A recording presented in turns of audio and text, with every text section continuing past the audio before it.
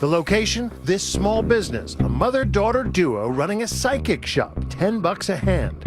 But in reality, they've been running a high-stakes con job for a decade. $1 million turned into $2 million, turned into $4 million. I've never worked anything like this in my career, and I don't expect to again. Their target doesn't even realize he's been had. Doesn't even realize he's bought them fancy cars, luxury homes, and 5-star vacations. He was led to believe a fantasy. A fantasy that ended up fleecing him, costing him everything he had.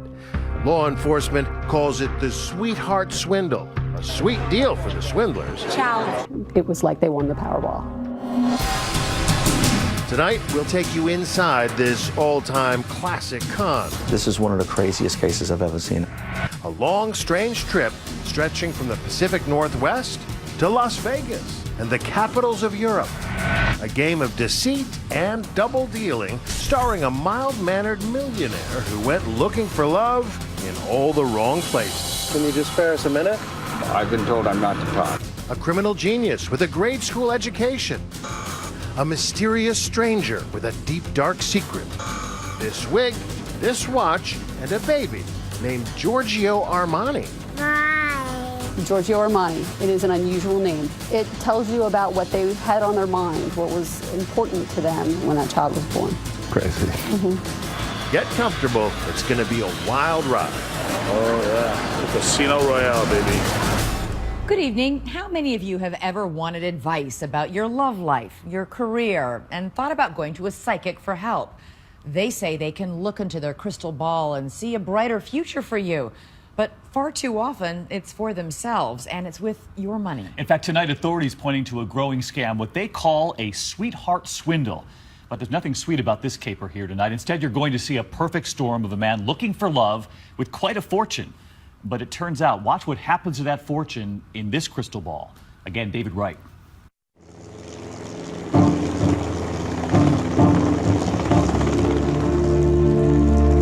Imagine you're all alone in the world, living deep in the woods. No spouse, no children, no close friends to confide in. Nobody, but maybe an elderly parent who's always been hard on you. And his father ignored him. He didn't put much stock in him. He wasn't good enough. Didn't measure up. That was the life of Ralph Raines Jr., a lonely bachelor from Gaston, Oregon, population 660. He grew up on the family tree farm, an only child. When it came to people, Ralph Raines was lost in the woods. How would you describe him? He's different. Socially inept and gullible. That was Ralph. There's no ability to understand the normal social dynamics. Marlene Olson has known the Raines family since many of these trees were seedlings. He's more comfortable with trees than people? Yes, that's actually a very good way to put it. This tree is about 5 to 6 years old. The trees were not only his friends, they were his fortune, too. The Raines Tree Farm, planted by his father, Ralph Sr. Douglas firs destined to be turned into telephone poles. Each mature tree worth about $1,000. Raines' family had 1,200 acres of them, a lush, sustainable cash machine. What you're seeing out here is a lot of hard work, hard, dirty work. The tree farm is intended to go on for many generations. It's a habitat. It's an investment for a lifetime, many lifetimes. This here is a wild strawberry plant. Oh, cool. Clearly, Ralph Raines was more into greenery than greenbacks. It's not even clear he knew how rich he was, but he wasn't totally down to earth. I'm interested in the paranormal. He loved psychics, so when a psychic named Rachel Lee opened a new palm reading shop in Bend, Ralph paid her a visit. It was at that point they began to develop a relationship. Donna Brecker-Maddox is a federal prosecutor. She says that meeting would change Ralph's life. Did she have any clue at that point how rich this guy was? He began to share with Rachel his best kept secrets, and they also related to his father's wealth and to the work on the tree farm. So once he starts to unburden himself, she presumably starts to realize this is the Powerball ticket. That's the hook, yeah. Rachel also reveals a lot about herself to Ralph. Says she too is alone in the world. She's lost her parents and had cared for her husband as he died of cancer. And that creates a sense of empathy. Bob Nygaard is a private investigator who has solved Sweetheart Swindle cases all over the world. They learned all about him, and then they specifically took what he told them to use it against him. They preyed upon him. Rachel convinces Ralph that her psychic abilities can help him get what he craves most: companionship, a family. And now the trap is set. Number one route to fraud is to become your best friend. I'm the only one that's going to listen to you. I'm the only one that's going to talk to you. So pretty soon I'm the only one you're going to trust. And anything I tell you, you will believe. Rachel has the patience of a tree. She spends the next 2 years grooming her Mark, becoming his closest friend and confidant.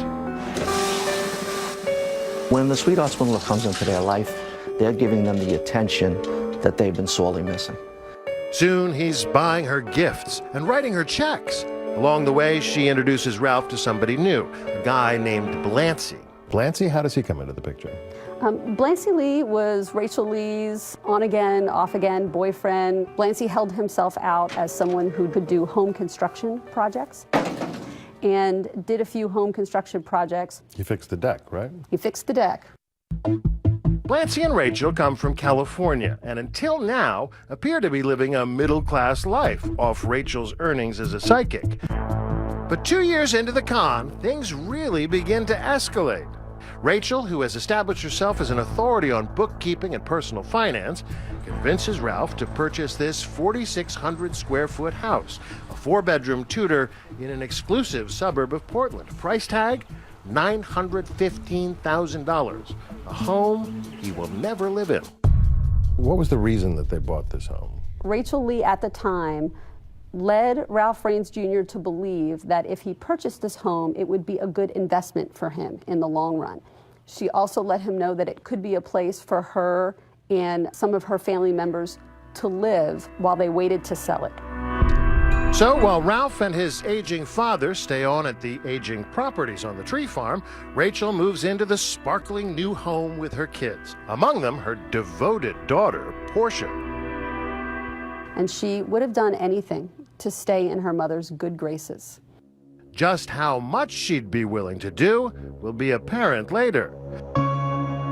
Then, a turning point. Ralph Sr. suffers a debilitating stroke. From now on, he'll need 24-hour care. Rachel seizes the moment and volunteers to take care of him. She weaseled her way into the residence as a caretaker, but she did a lot more taking than she did caring. By now, Ralph Jr. is in the habit of saying yes to anything Rachel asks for. But this particular decision will cost him dearly. She evidently had access to the books and conversation, the whole bit. In Ralph's mind, life is as good as it's ever been. His father has a caretaker, the house has a handyman, and he has a friend. Someone who can help him shoulder the burden of the family business. Someone in whom he can confide all his secrets. The only thing missing, the thing that he wants most of all, is a family, a wife and child. And that's just what Rachel intends to give him. She created a fake world for him designed to exactly meet all the desires and wishes that he ever wanted to have. In exchange, she'll get to live the life she always dreamed of. We'll be in Florence tomorrow. It was beautiful. Me and Blancy enjoyed it. Ciao. Stay with us.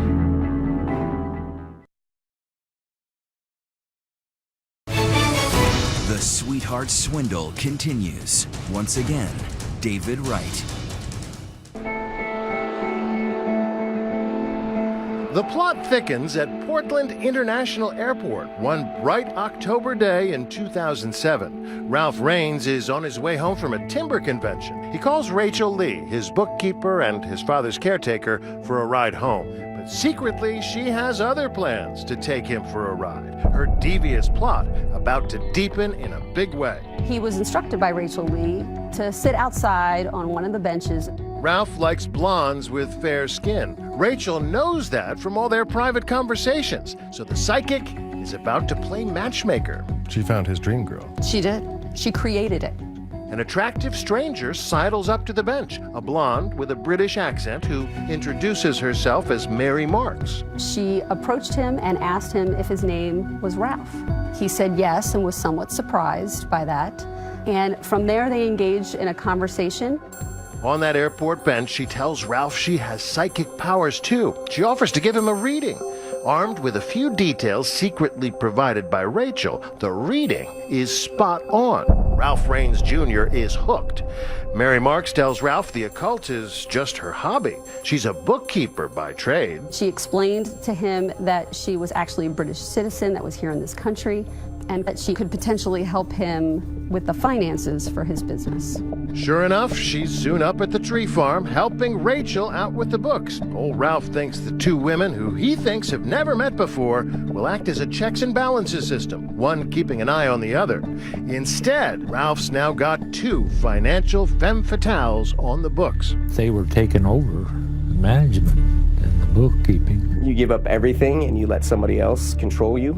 Why the British accent? Mary Marks tells Ralph she needs a green card, and eventually he agrees to marry her, all thanks to Rachel's matchmaking. Rachel Lee had all the information she needed to craft the exact fake lifestyle that this victim desired more than anything else. And that included a fake wife and eventually a fake child. The couple doesn't actually live together, the excuse being that Mary Marks needs to spend most of her time in California because of her full-time job. Did they have a romantic relationship? We have no reason to believe that they did have a romantic relationship. They never consummate the marriage, but that doesn't stop Mary Marks from convincing Ralph to father a child with her through artificial insemination. She convinces Ralph she's pregnant with his son. She goes back to California to give birth and returns months later, presenting him with a real baby. Ralph is led to believe that's his son, the baby growing up to believe he's daddy. Dada. He misses you, and he wants you to know it, and he wants to talk to you. Talk to Mom. What does that video say to you? That video says to me that he truly believed that this was his son and that he loved and missed his wife. And here's the kicker. The little boy, supposedly the son of this Oregon tree farmer, is named Giorgio Armani. Crazy. Well, it's a very Rodeo Drive name, I suppose. It tells you about what they had on their mind, what was important to them. Giorgio and I sure miss you. Yeah. Ralph revels in his newfound romance and the joys of family life. Happy birthday to you. Give it one more time, Ralph. These images tell a poignant story. A happy, growing family posing for holiday pictures, smiling on trips to the pumpkin patch, sharing tender moments between father and beloved son. Giorgio and I are sending you this picture so you can kind of see how he's doing. All of it a mirage. Meanwhile, Rachel is free to indulge her first love, money, along with her boyfriend, Blancy, who's been posing as Ralph's handyman. 3.5 years into the con, she receives the key to the treasure chest. The victim turned over control of all of his financial accounts to Rachel Lee. Power of attorney papers are drawn up, giving Rachel the power to manage every aspect of Ralph Jr.'s life and finances. Once they get the power of attorney, that then enables them to move into the financial picture and start to liquidate all the assets and fleece the victim out of their life savings. Rachel sells off stocks from the Raines portfolio and deposits the money in the corporate account. She's essentially in charge of paying herself for her shoddy role as Senior's caretaker, and often she overpays herself. There are individuals who allege that Rachel Lee did not provide sufficient care to Senior, that they found him at the tree farm in a state of neglect on multiple occasions. And my son went over to visit him one day, and they wouldn't let him in the house. They didn't want anybody to have contact with either of the Raineses. One of the hallmarks of a sweetheart swindle is to isolate the victim from all friends and family and business associates. And in this case, that's what they did. At one point, the suffering senior is moved into the exclusive Portland home. There, he suffers one final indignity. The father is sleeping in the hallway. He was never provided his own bedroom. Rachel Lee, Blancy Lee, and their extended family members occupied all of the bedrooms in this house. This photo shows how helpless Ralph Sr. has become. It was shocking to us as part of the investigation to find that out. Meanwhile, Rachel is diverting funds by sending big checks to her family members, to Blancy Lee, and to her financial tag team partner, Mary Marks. Once she got her, hands on those checks, they were home free. Lee's family members are also walking around with Rain's corporate credit cards, paying for anything and everything: clothing, dining, and most of all, travel. Rachel and Blancy start living the lifestyles of the rich and famous, jetting off on a European vacation. They fly first class to Paris, where they enjoy a romantic dinner for two in the city's most famous landmark. Blancy capturing the highlights of the trip on video. We're here in Paris on our anniversary at the Eiffel Tower, about to have dinner, 5-star restaurant. There are 5-star vacations to Monaco. So we're here in Monte Carlo still, enjoying the sightseeing. Their hotel in Monte Carlo, $1,800 a night. And like characters in a James Bond movie, Rachel and Blancy gamble the night away dressed in black tie at the legendary Casino Royale. Casino Royale, baby. Honestly, there's so much class in there. I've never seen something so beautiful in my life. The pair of them salivate over all the luxury automobiles around. There's my car. There's my car. There's a car I'm going to get. After Monaco, they go on a grand tour of Italy, Rome, Venice, and more. It's our last night here. We'll be in Florence tomorrow. Ciao. Back in the U.S., it's Vegas, baby. They would do extended, luxurious stays at the Bellagio, at the Wynn. They like to gamble. At the Bellagio, Rachel buys Blancy a $64,000 Rolex, one of 6 Rolexes purchased with Ralph's money. Ralph paid for it all and never got so much as a postcard. More than $100,000 in plane tickets alone. Rachel and her family jet-setting on Ralph's dime. And Rachel is even more dangerous on the ground. Ralph's credit card always at hand. $1,000 shoes and $2,000 suits. They lived to excess in every way. More than $300,000 of Ralph's money just at Nordstrom's. A money trail a mile long. And the beauty of the scam is that none of it traces back to them. Anybody looking at the bills would think Ralph Raines was the one on the spending spree. This is one of the craziest cases I've ever seen. This is right out of a Hollywood script. In 2011, Rachel's career as a caretaker comes to an end when Ralph Raines Sr. dies at the age of 91. Ralph Jr., thinking ahead, makes space on the tombstone for himself, his beloved bride, and his son, the con, now immortalized in stone. But the scam isn't over yet. In fact, Rachel and her partners in crime are about to take the con to a whole new level. Can anyone stop them? Coming up, when the money dries up, going after a different kind of green. What I was looking at when I stood at the gate was devastation. And who is that bride, Mary Marks? Even her husband doesn't know the truth. When the Sweetheart Swindle returns.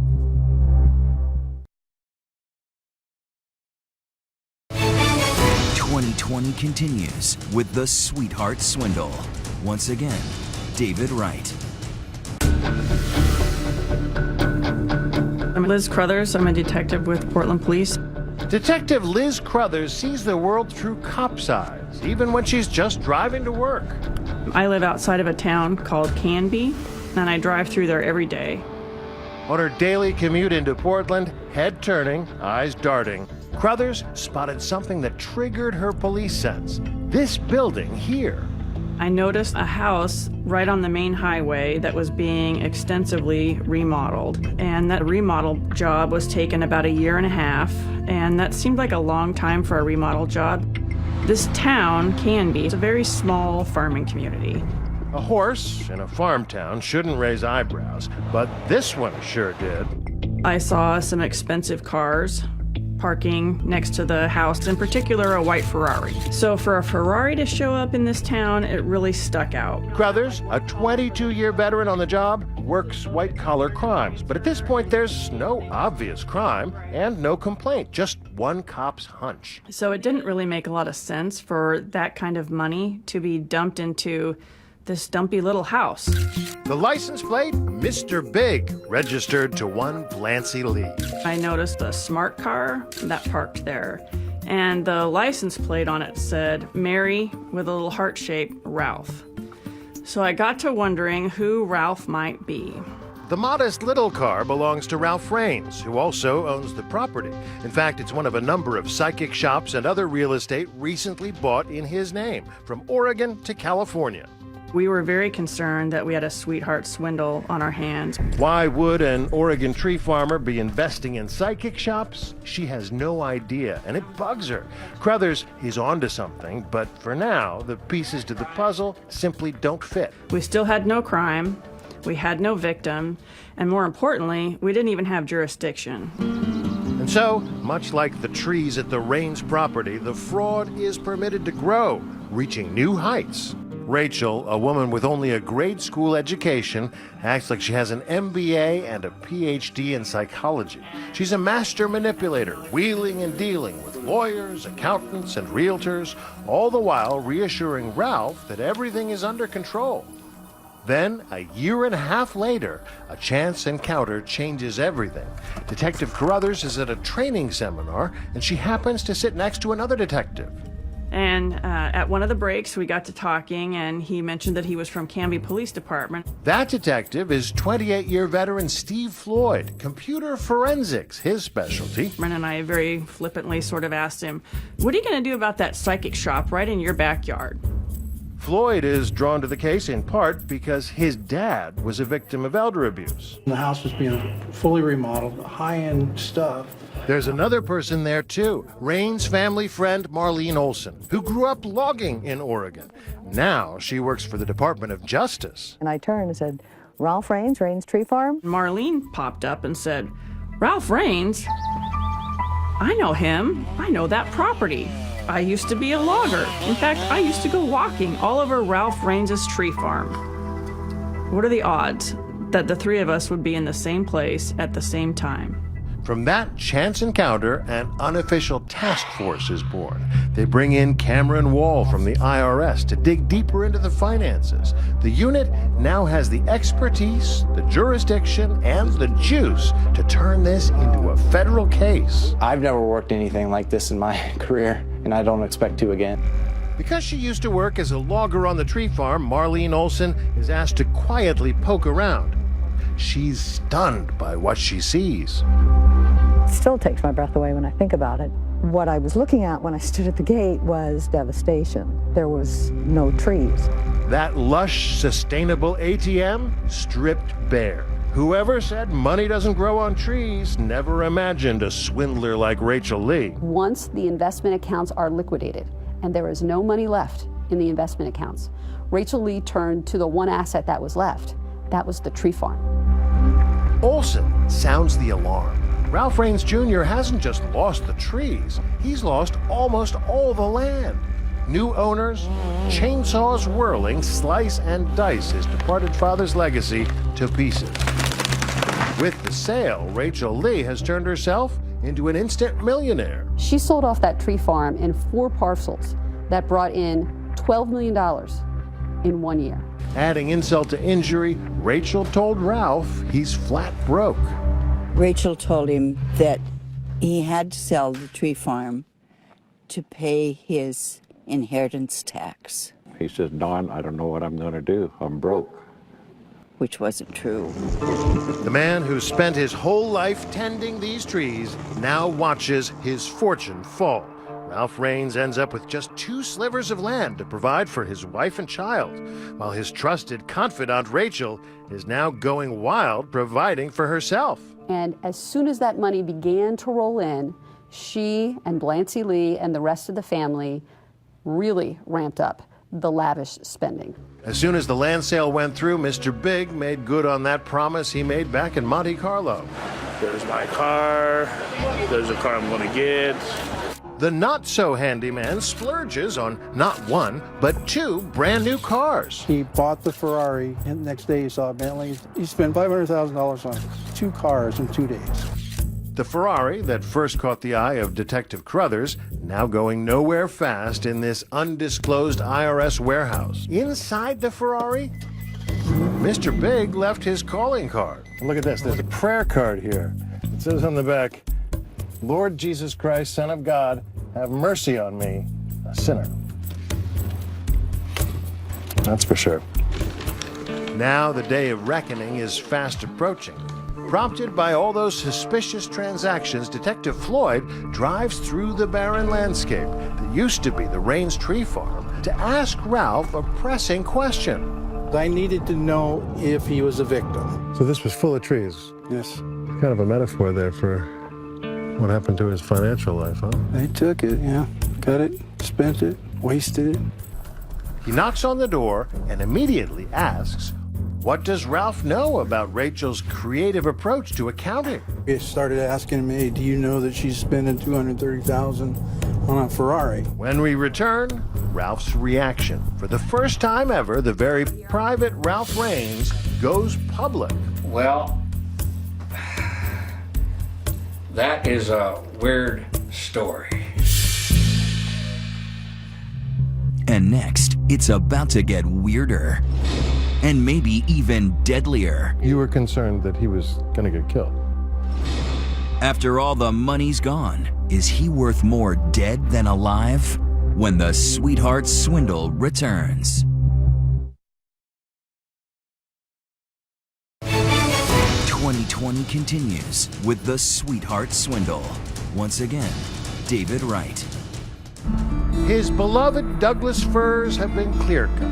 His father's legacy gone. But Ralph Raines Jr. appears to have no idea where the money went.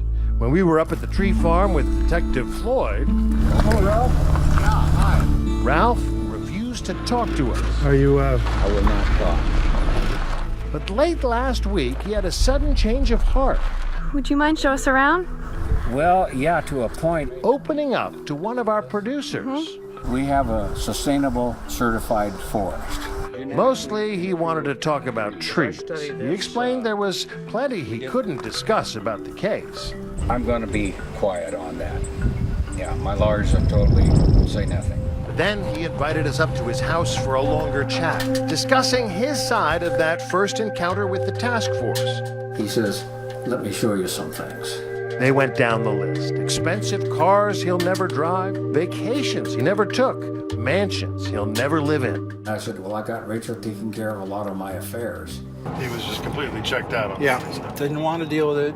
Gave it to Rachel, let Rachel deal with it. She's taking care of me. And he said, she is not.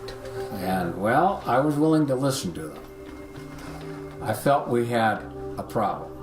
The investigators now worry that by confronting Ralph, they may have tipped their hand. Right after they spoke with him, the very first time, they realized that he was going to immediately go to Rachel Lee about the allegations. Sure enough, they were right. I sprung this on Rachel, and Rachel's jaw dropped. The detectives move fast, getting a search warrant for that psychic shop in Canby, which turns out to be a treasure trove of evidence. We found Rolexes, expensive-looking jewelry, valuable coins. But there's more than just bling. Investigators discover what appear to be disguises. We found 2 different sets of blonde wigs. The second blonde wig we found was tucked in between the mattress and the bed frame, and it also had a pair of glasses and a hat with it. Blonde wig, glasses, and a hat? That description fits Mary Marks to a T.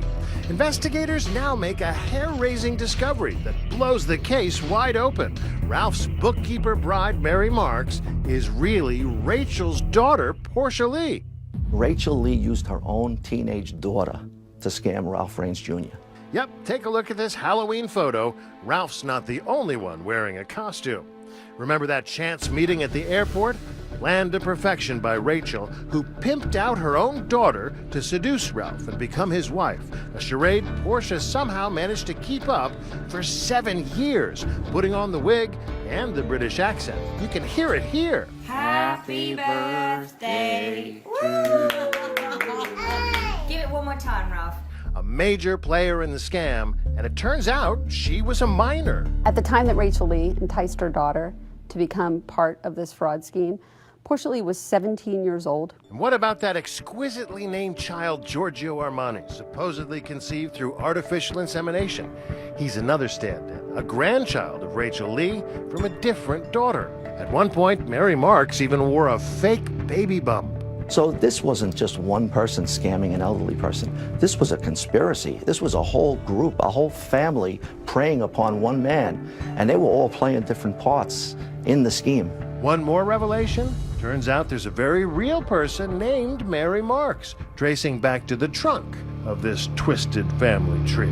Rachel Lee's biological mother is named Mary Marks. If you're going to open a bank account and you're going to transfer property, it helps to have a real name, and it helps that that person is someone in your family. Even though the scam is unraveling fast, Ralph is still caught in the web. Rachel still spinning lies to try and explain things. And she said, yes, I spent a lot of money on myself. And she said, yes, I did accumulate a gambling debt. We had so many cock and bull stories, I didn't know what to think. But at the One Horse Tavern in this one-horse town, the locals say it was perfectly obvious this little acorn didn't fall from that tree. You didn't think it was his kid? No. How come? Didn't look like nothing like it. They tried to tell Ralph, but he wouldn't listen. I told him, I said, I didn't think that was your kid. And what did he say? He said, yes, it is. He believed it. Yeah. And what about others who were unwittingly involved? Rain's accountant, his business attorney. We don't know what they knew or thought. They declined our request for comment, but authorities say they never raised the alarm. The reason it got so bad was I didn't get enough good advice on what to do and what I can't do. And it sounds like there's plenty of people who should have known better. People that should have been watching out for him. There are a number of people who could have intervened at an earlier date and who didn't. It was about this time Raines hired a new lawyer, Brett Hall. Brett Hall, that's right, yeah. Did he have a clear sense as to how much he had lost? No, he didn't have any idea. But even at that point, again, he was still very much under the influence and control of Rachel Lee. In fact, after investigators explain the full extent of the scam, Ralph goes missing. When Brett Hall can't get in touch with Ralph, he contacts the prosecutor. I said, Donna, if you don't take these people into custody, there's nothing I can do. There's nothing I can do. And he communicated to us that the only way that we could ensure the victim's safety at that time was to make sure that Rachel Lee was arrested. You were concerned that he was going to get killed. The victim's attorney was concerned for his client's safety. That's when the agents race up to Bend, Oregon, to the psychic shop where Ralph had his first consultation with Rachel a decade ago. Agents in bulletproof vests move quickly toward the house. Inside, they find Rachel and Portia, bags packed, looking like they're about to embark on a Thelma and Louise-style getaway. The bags were packed, and it looked like they were getting ready to leave. They had what we call burner phones. They had gotten rid of their traceable iPhones and had disposable phones. And Portia Lee had $36,000 in cash in her underwear. In her underwear? In 3 rolls in her underwear. No sign of Ralph in the psychic shop, but out back, in a separate building, they do find him, squirreled away and not at his best. I would describe it as disheveled. I had met him on 2 prior occasions, and he didn't recognize me, even when I introduced myself. Property owner Randy Sargent shows me the room where they found him. The heir to a multi-million-dollar timber fortune, living in a converted garage. That's not exactly a multi-million-dollar home, huh? No, it's not. The IRS agents lead mother and daughter out in handcuffs. First Portia, then Rachel. Later, Blancy turns himself in. Prosecutors claim the woman took advantage of a Washington County farmer and burned through millions of dollars. On a walk through the house, the items they left behind tell their own story. We notice a picture, a smiling Ralph Raines Jr. with a young boy he loved like a son. We did a lot of things together. I have very good memories from them. Up next, Judgment Day for the scammers. Mary Marks unmasked. And then she took it off. Correct. But even now, with the scam exposed, Ralph Raines is still in love with Mary Marks, his bogus bride. I can say this, I view Mary as a real person. His blind devotion now threatens to torpedo the case. I'm not a victim. When we come back. The Sweetheart Swindle continues. Once again, David Wright. The federal courthouse in Portland, southwest Salmon Street. Ralph Raines is a fish out of water, now almost bankrupt by the family of fraudsters he bankrolled. The amount they stole from him is staggering, more than $15 million. But astonishingly, he doesn't blame them. I have very good memories from them. We did a lot of things together, and with my dad and Giorgio. That sentiment made the prosecutor's job harder. As they were working to win a conviction, Ralph was writing them notes like this one, insisting, "I'm not a victim." There's that handwritten note. I'm not a victim. We were not surprised at all that Mr. Raines would come in multiple times to cover for Rachel Lee. The handwriting is Ralph's, but the words come straight from Rachel. When Rachel Lee realized that the meeting that Mr. Raines had with agents hadn't stopped our investigation, it was then that she began to work with him to craft the letter that you referred to. How's that possible? For 10 years, Rachel Lee brainwashed Ralph Raines Jr. It's unclear what he understood at the time. The brainwashing so complete that at the sentencing hearing, Raines actually takes the stand, raising his ring finger high to prove to everyone he still loves his wife, even though she and her family took him for all he was worth.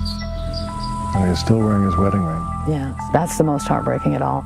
Maybe the day he takes it off, we can all breathe a sigh of relief. He hasn't taken it off yet.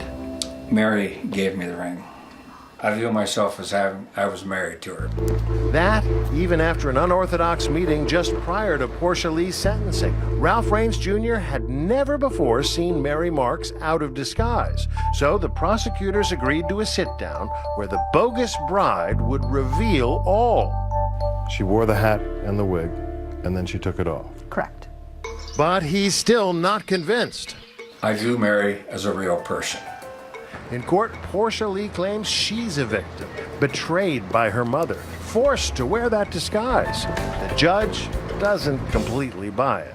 She had an opportunity to stop this years ago, and she chose to stay engaged in the fraud. She chose to play a fake wife for years. 25-year-old Portia is sentenced to 33 months in prison, roughly 2.5 years. Blancy gets 24 months, 2 years, a reduced sentence because he cooperated.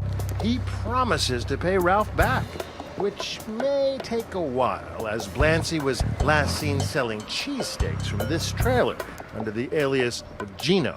Rachel Lee, the mastermind, gets the longest sentence of all, 100 months in federal prison, about 8 years. Amazingly, Ralph Raines wishes only the best to the gang who stole